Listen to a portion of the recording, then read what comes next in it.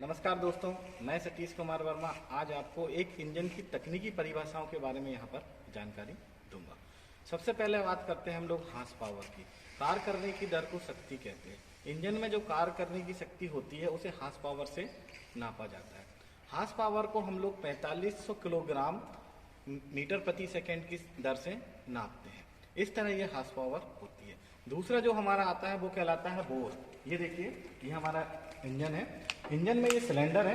Cylinder के आंतरिक जो डायमीटर होता है, सिलेंडर का व्यास जो होता है, आंतरिक व्यास, उसे हम लोग बोर कहते हैं। इंटरनल वाला डायमीटर आपका बोर कहलाता है। तीसरी कंडीशन आती है top dead centre, TDC. TDC का मतलब यह होता है कि पिस्टन की, देखिए टीडीसी का पूरा फॉर्म होता है टॉप डेड सेंटर। पिस्टन की उच्चतम स्थिति, पिस्टन की ये वाली उच्चतम स्थिति है, इससे पिस्टन ऊपर नहीं जा सकता। ये हमारी टॉप डेड सेंटर कहलाएगा। देखिए पिस्टन इसके ऊपर नहीं जा सकता। दूसरा आता है bottom dead centre. Bottom dead centre BDC, जिसका पूरा नाम होता है बॉटम डेड सेंटर। पिस्टन की निम्नतम, नीचे निम्नतम वाली दूरी, जिससे पिस्टन नीचे नहीं जा सकता, ये आपका बॉटम डेड सेंटर कहलाएगा। अब आता है स्टोक। टीडीसी और बीडीसी, इन दोनों के बीच की दूरी, टीडीसी और बीडीसी के बीच की दूरी आपका स्टोक कहलाती है। इंजन की बात अगर हम लोग करें तो इसके जो बोर और स्टोक के अनुसार भी इंजन आते हैं। सबसे पहला जो इंजन आता है उसको बोलते हैं over soft engine. Soft engine, जिन इंजनों में स्टोक हमेशा बोर से ज्यादा होता है, जिन इंजनों में स्टोक हमेशा बोर से ज्यादा होता है वो ओवर सॉफ्ट इंजन कहलाते हैं। दूसरा आता है स्क्वायर इंजन। स्क्वायर इंजन की अगर हम लोग बात करें, वह इंजन जिनमें बोर और स्टोक दोनों बराबर होते हैं, बोर और स्टोक दोनों हमेशा बराबर होते हैं, वो आपका स्क्वायर इंजन कहलाते हैं। अब इसी में अगर हम लोग बात करें तो अगली बात आती है सॉफ्ट वॉल्यूम की। सॉफ्ट वॉल्यूम होता क्या है? पिस्टन के टीडीसी, ये हमारा पिस्टन है, पिस्टन के टीडीसी, ये देखिए पिस्टन अगर आपको दिख रहा होगा तो ये पिस्टन है। पिस्टन के टीडीसी से बीडीसी तक पहुंचने में, पिस्टन के टीडीसी से पीडीसी पहुंचने में जितना इसके अंदर का आयतन प्रभावित होता है उसे सॉफ्ट वॉल्यूम कहा जाता है। इसे पिस्टन डिस्प्लेसमेंट भी कहा जाता है। अब इसी में अगर हम लोग बात करें तो डीआई क्या होता है? डीआई वह इंजन होते हैं जिसमें डायरेक्ट इग्निशन होता है।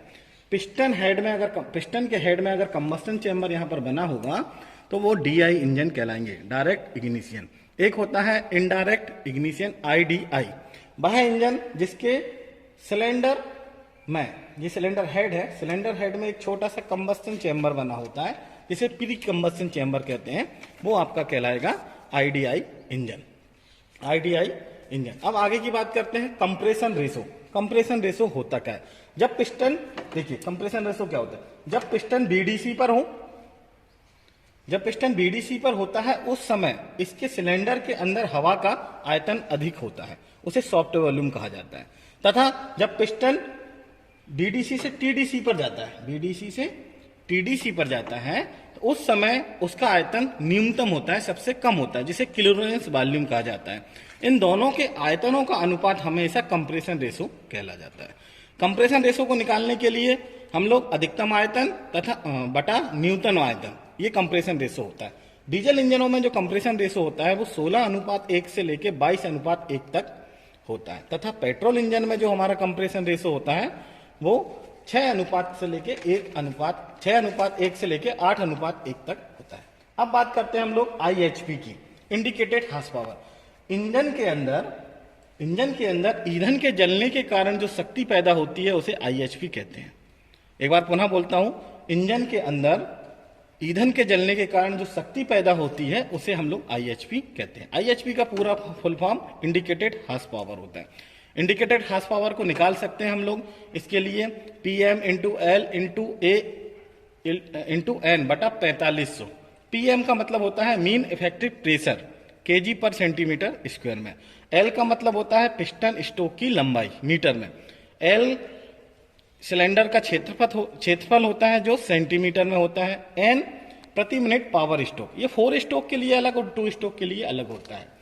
4 स्ट्रोक में एन 1/2 फ्लाई व्हील के प्रति मिनट चक्कर होते हैं तथा 2 स्ट्रोक में एन में प्रति मिनट चक्कर होते हैं। अब हम लोग बात करते हैं बीएचपी की। BHP मतलब ब्रेक हार्स पावर। इंजन के फ्लाईव्हील पर मिलने वाली पावर को हम लोग ब्रेक हार्स पावर कहते हैं। ये हमेशा IHP से कम होती है। अगली बात करते हैं हम लोग FHP की, फ्रिक्शनल हार्स पावर। FHP का फुल फॉर्म होता है फ्रिक्शनल हार्स पावर। इंजन के सभी कल पुर्जों को चलाने के लिए जो हमें पावर की आवश्यकता होती है वो फ्रिक्शनल हार्स पावर होती है। फ्रिक्शनल हार्स पावर के बाद अगर हम लोग आगे की तरफ बात करें तो इसमें और भी पावर अगर हम लोग बात करें तो सबसे पहले हम लोग इसमें देखते हैं कि मीन इफेक्टिव प्रेशर होता क्या है।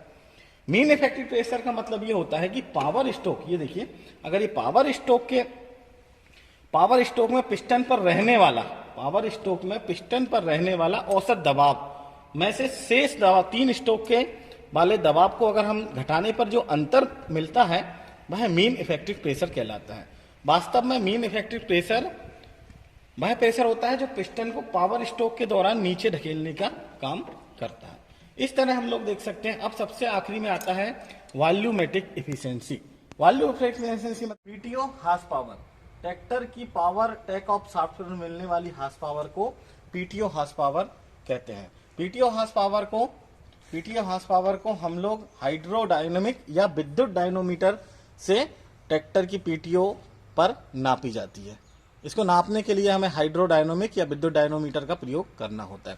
अब आती है अगली HP, जिसको बोलते हैं DBHP, ड्रावर हार्स पावर। ये वाला जो कहलाता है DBHP, drawbar horse power. Tractor की ड्रावर पर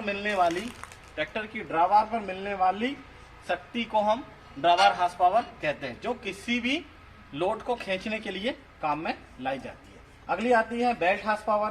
ट्रैक्टर की बेल्ट पुली पर से चलने वाले बेल्ट के दूसरे सिरे पर मिलने वाली पावर को बेल्ट पुली कहते हैं। जी धन्यवाद। जय सिया राम।